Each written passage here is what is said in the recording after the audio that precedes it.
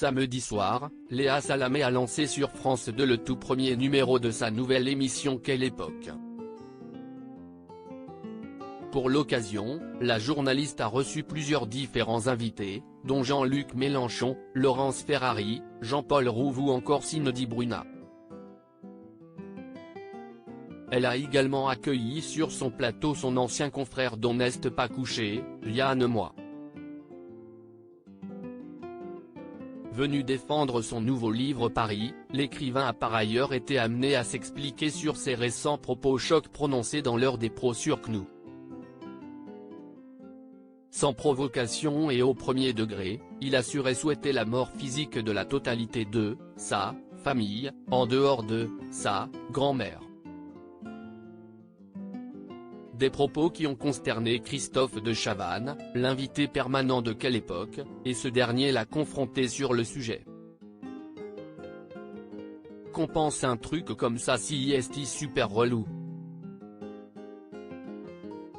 Et pourquoi le dire à la téloche, lui a-t-il demandé. Et de continuer, quelqu'un de votre famille qui vous entend peut avoir une crise cardiaque.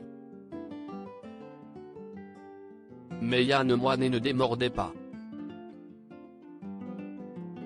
Il y a une chose géniale dans le fait de souhaiter la mort des gens, si est-il pas pour ça que ça arrive, a-t-il souligné, confiant avoir déjà souhaité la mort de personnes dans le métro également. Face à l'incompréhension de Christophe de Chavannes, Yann Moix a ensuite listé avec sérieux les sévices qu'il aurait subis durant son enfance par ses parents. Est-ce que si est-il normal de faire manger des excréments à son fils? De l'enfermer 4 heures dans la forêt à 3 heures du matin l'hiver? De le faire dormir sur le balcon nu à 5 heures du matin au mois de novembre? Est-ce que si est-il normal lorsqu'il achète un livre de le brûler devant lui? Est-ce que si est-il normal de lui donner pendant 1h30 des coups de rallonge électrique?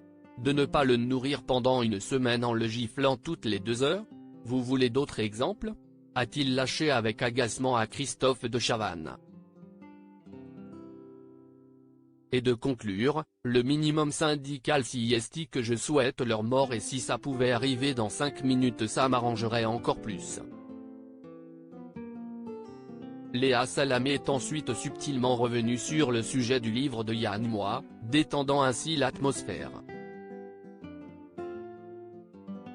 A noter que pour sa première, Léa Salamé a réalisé un carton d'audience en réunissant 1,10 million de téléspectateurs, soit une part de marché de 20,0% sur les femmes responsables des achats de moins de 50 ans. L'an dernier, Laurent Ruquier avait réuni 709 000 téléspectateurs, 11,5% de part d'audience, devant la rentrée dont est en direct.